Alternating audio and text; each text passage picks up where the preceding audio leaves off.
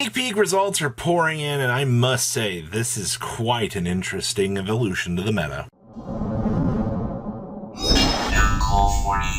You guys smash the living crap out of that subscribe button so you guys don't miss out on more awesome content. So the people that got their hands and the opportunity to play the new cards over the weekend have really quite showcased some very interesting, very early results here. And starting things off here, yes, we have Fire with double Poplar jumping on in here and showcasing, yeah, cards as nutty as we thought it was going to be.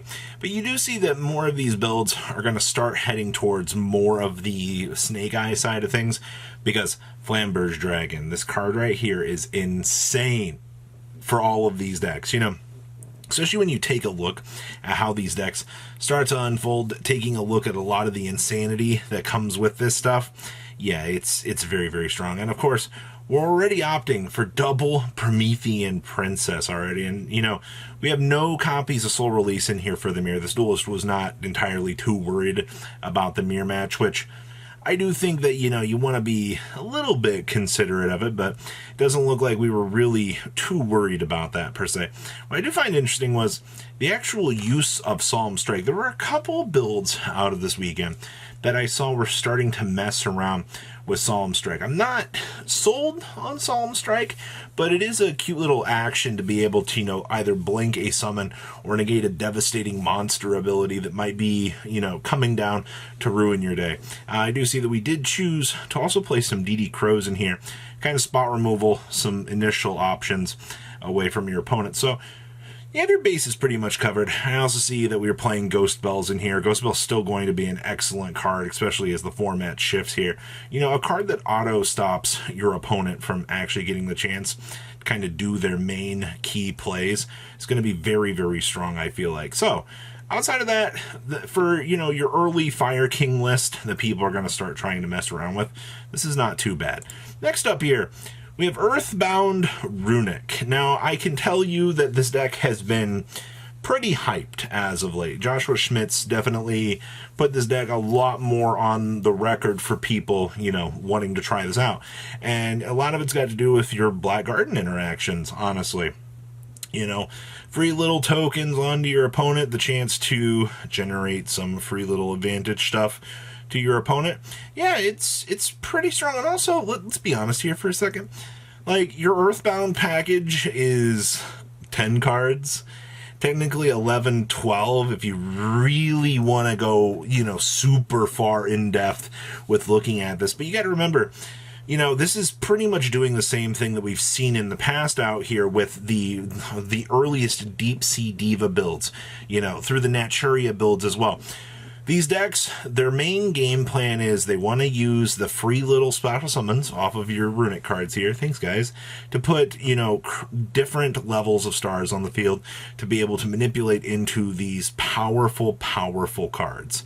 And, you know, you don't even see the Harmonic Synchro Fusion in here. You know, that was one of the cards that a lot of people were looking at with a deck like this. Like, oh, you know, like we can play Harmonic Synchro Fusion and we can unlock all of this little crazy stuff that you're able to do with this. While that is true and you can mess around with that, most of us, you know, playing a build similar to this is going to be where you're going to get more of your initial value for the things that you can kind of expect to see go better off. So I do think that this is one of those things that you're going to continue to see kind of evolve.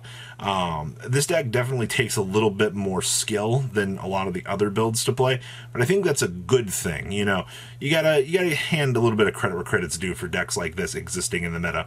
All right, next up here. Oh man, finally. Okay, so this is actually Therion with the Horus package. Yeah, that's what this is. I had to take a second here to analyze this because, you know, the Horus package in here has always been good. Your deck is just level 8 turbo. Like, that's all it is like, you know, how many level 8s can we put onto the field to produce these results to kind of put us into a better position? Like, right? That's what you're kind of expecting out here. And of course, with the level 8s, I mean, free Crimson Gaia, congratulations, you have access to, you know, Chaos Angel, you know, the rest of the fun level 10 squad out here. Now, I do see that because we are playing playing the level 8 side of things, and we're tipping the scales to, you know, abuse these cards, we are playing Dragoblion in here. And for a deck like this, especially being on more of a localized scale out here, to be able to produce an OTK machine to plow through whatever field that your opponent is trying to set up, I think it is important that you do consider this package. Especially, you take your wins where you can get them, especially, you know, smashing through some of the more random localized events.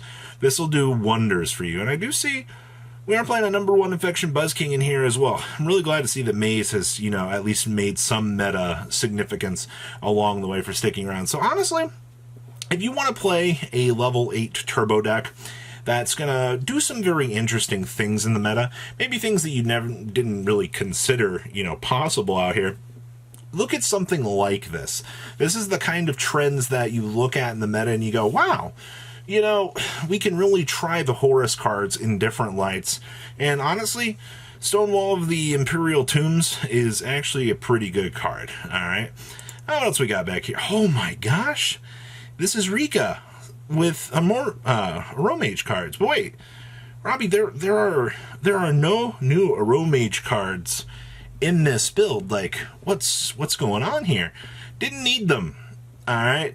While the new Aromage cards do strengthen the deck, it is interesting to take note that this deck was able to smash through its event. No new cards allowed for this event, but it was able to take down a top-seeded place out here, showing us that, you know, pre-new stuff, which it's interesting, by the way, that they were having an event for either way.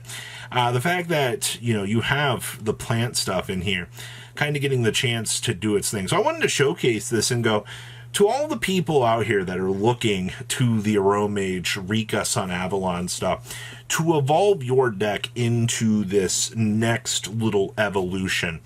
From what we are having here, you really don't have to change anything. Honestly, I do think some of the more interesting things that I see in this list are, we're actually playing a Snatch Deal, which is actually the classic take your opponent's card. If you see it, it's good. You have Raigeki for a board wipe, and you also have Monster Reborn and Feather Duster. This deck did clutch on to some of the staples to be able to, you know, play the game, and there's nothing wrong with that. I mean, you also have one Super Poly in the main, one Super Poly down here in the side.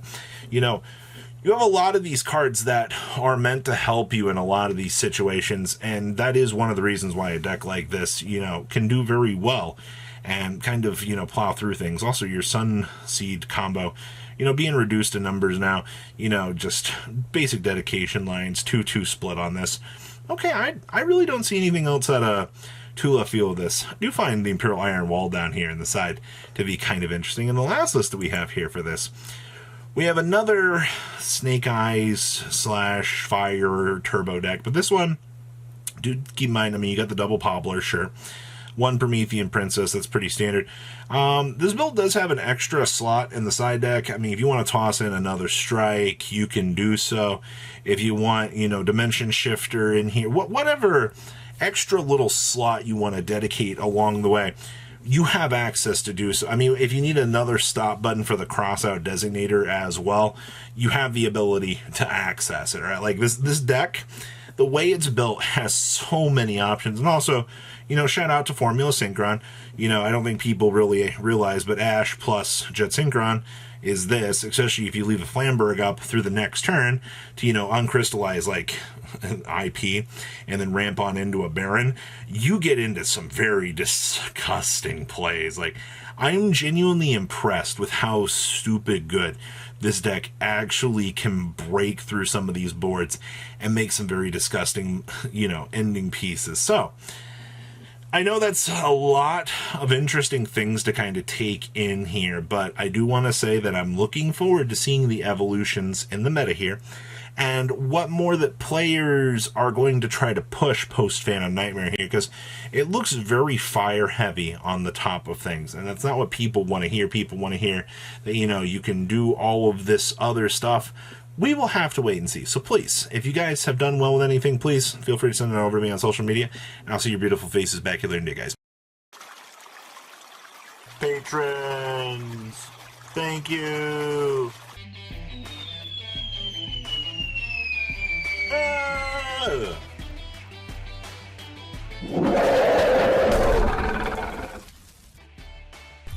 Thank you so much for watching. Check out these other videos.